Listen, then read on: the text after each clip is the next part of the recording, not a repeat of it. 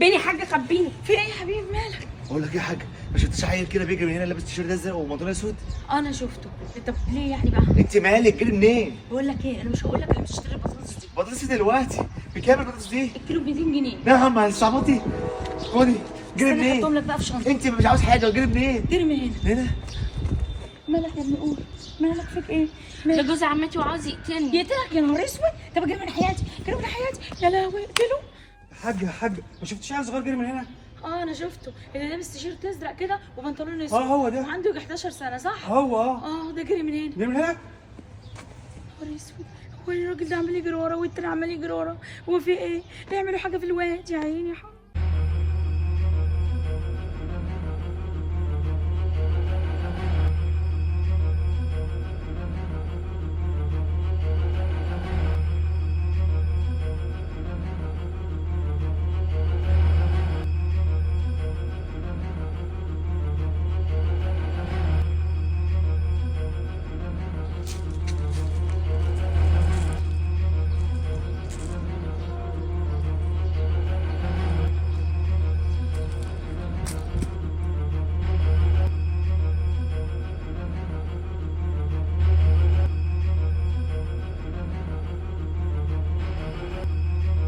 انت فاكر انت تعرف مني ولا ايه؟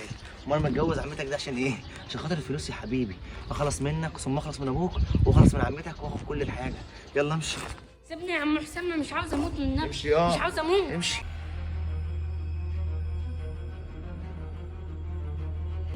ايه ده هو كان واخد منك ايه؟ مالكيش دعوه، انت مالك جرب قدامي. ده الراجل ده بيسأل عليك. فين ده؟ تعالى اجري اجري. عينيا. يلا عدي عدي.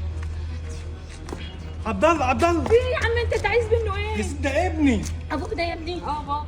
معلش يا حسام، انت عارف كل اشغالي في البحرين وشركاتي طبعا، بس امان عليك تخلي بالك من عبد الله. عم ناصر اللي بتقوله ده عبد الله ده يبقى ابني برضه. انت عارف ان عبد الله ده روحي. ده بيت اختك يعني، ده بيتك يا عم ناصر. ده انت خيرك عيننا وغرقنا يا عم ناصر والله، ده فوق راسنا والله يا نهى العظيم. تخلي بالك منه يا نهى. لا ما تقلقش ما تقلقش ماشي. يا زي نهى. ابني برضه.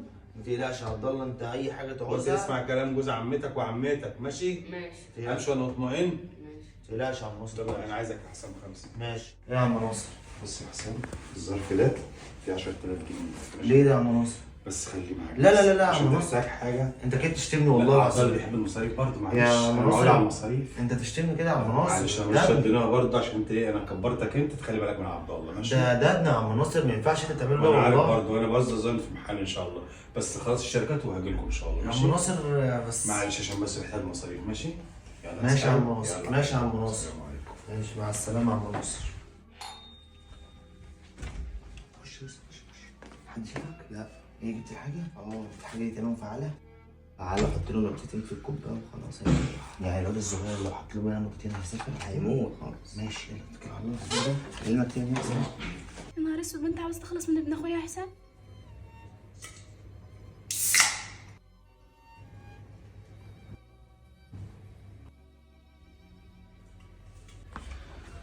يا عبد الله. عبد الله. نعم. تعالى يا عبد الله، عمال من الصبح يا عبد الله. عبد الله ايه يا عم؟ جايب لك بقى زي البيبسي ايه؟ تلج. عارف ايه اللي بيكون في البيبسي؟ يلا اشرب. عبد الله تعالى، هو ايه اللي انت عامله جوه دوت؟ ما عملتش حاجه. لا تعالى يا اخويا ما اوريك ايه اللي انت عامله دوت. عم ايه في ايه؟ لا ده بوظ الدنيا جوه، تعالى انجز انجز كده، امسك يا حسام كده تعالى. انت استني فهميني. تعالى يا سمس. احلى حاجه عملتها في مرات النهارده اللي هي راحت عند امها. والله احسن ريحتني. بس انت متاكد ان هي تقعد طول النهار النهارده عند امها؟ طبعا. لا يا حبيبتي خدي راحتك خالص. ايه ده؟ هو انت هنا يا نهى؟ ايوه موجوده، مش هتعرفنا على الاستاذه؟ لا انا اعرفك انا بنفسي يا حبيبتي. بصي استاذ حسام اتفق معايا ان انا اجي، انا اسمي سندس، اجي بيبستر لعبد الله عشان انت بتبقي مشغوله وكده. لا يا حبيبتي مش عاوزين اي حد، يلا. إيه لا يا نهى، انا جايبها عشان عبد الله بقى وانا مش عاوزه اي حد لابني، يلا يلا. مش عايزه. ماشي يا سوسن، انا هكلمك تاني. اتفضلي. ايه يا نهى، انت مالك في ايه ده؟ انا جايبها حتى لعبد الله يعني لابن اخوك. لا والله وانا المفروض اصدق. ايه يا نهى، انا جايبها لابن اخوك يعني، ده ما تشكريني يعني؟ ايوه صح، اشكرك على انك بتخوني، لا. اشكرك على انك جايب واحده وقدام عيني كمان. لا يا نهى، انت بتهزري، استحاله اخونك يعني. استحاله تخوني، بتخوني انا بعد اللي بعمله ده كله عشانك؟ يا نهى افهمي والله العظيم. ده انت بتاخد فلوس كلها بتاعت اخويا ومن وراه وبرضه انا ساكته. يا نهى مش بعمل اي حاجه غلط والله، صدقيني دي كنت جايبها عشان خاطر عبد الله. والله العظيم انت ما عندكش دم ولا اي احساس. يا نهى افهمي بس، انت بقول لك ايه، اسكت، مش عاوز اسمع منك اي كلمه. انت مش عارف يا سندس، كل ما اجي اخلص من الواد ده يجي حاجه كده تقف في النص، مش عارف اعمل ايه. انا مش فاهمه انت في ايه اصلا يا حسام، ده انت كان زمانك خلصت منه من بدري قوي يا حسام. ابوه عنده بدل الشركه 1000 وعنده بدل العماره 2 و3 و10، وطبيعي لو ابنه مات هو كده كده مش هيطول في الحياه اصلا، والفلوس دي كلها هتروح لمراتك. ومعنى ان الفلوس تروح لمراتك يعني الفلوس معاك، يعني سهله قوي علينا ان احنا نخلص منها ويدخلنا بقى الجو مع بعضنا ونعيش حياتنا. حتى لو ما خلصناش منها الفلوس طالما معاها هتبقى معايا انا ما هي ماشي كده كده، حتى لو ما خلصناش منها هي كده كده يا حبيبي مش هتبقى معاك اصلا، هي تروح في 60 داهيه بعديها واحنا نتمتع بالفلوس دي. طب ما انا يعني هخليها تفضل معانا؟ ماشي يا سندس. طب بقى اخلص بقى يا حسام لو سمحت، مش هينفع كده. انا كان زماني خلصت من الموضوع من بدري يا حسام. في ايه مالك؟ ده حته عيل.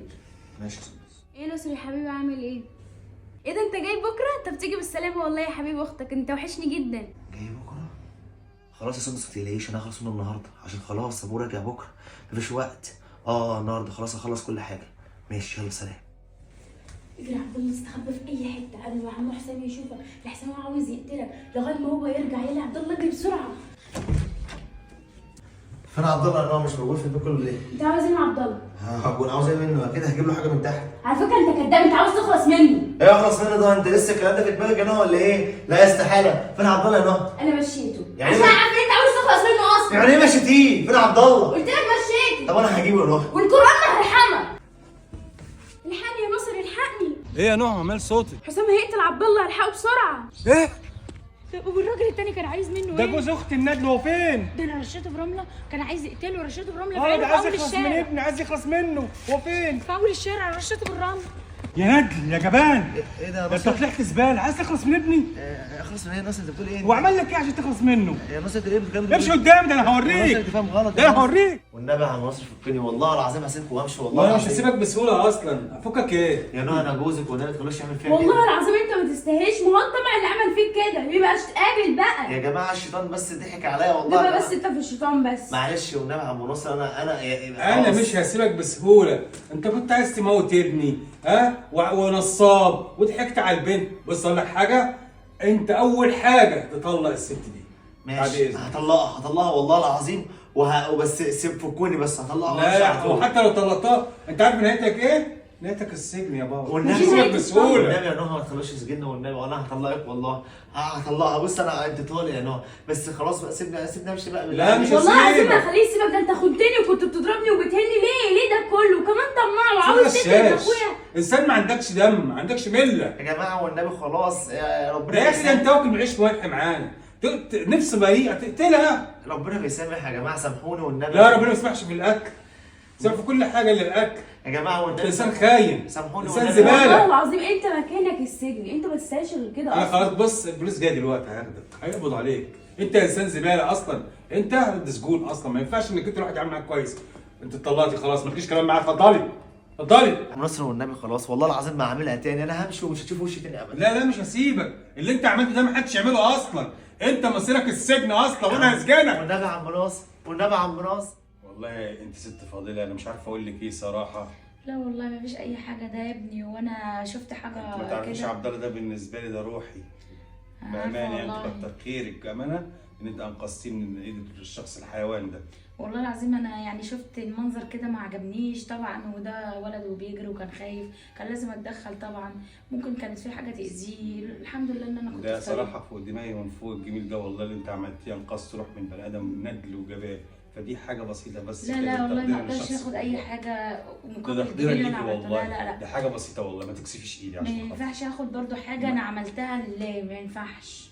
معلش انا كده مرتاح اكتر، وربنا يخلي لك ابنك وكده، بس انا كنت جايه عشان اطمن عليه. وعامة جزاك الله خير والف ربنا الف شكر. يخليك، ربنا يخليك، وربنا يحافظ لك عليه، يا رب وباذن الله اللهم ما امين يقعش في يا شر رب، فيه. اللهم امين يا رب. استاذن حضرتك. اتفضلي حضرتك. جبت الحاجه. انت قولي جبت الحاجه، تقول لي جبت، خليك ارتجالي. خش الحاجه دي ما ينفعش حد يشوفها غلط.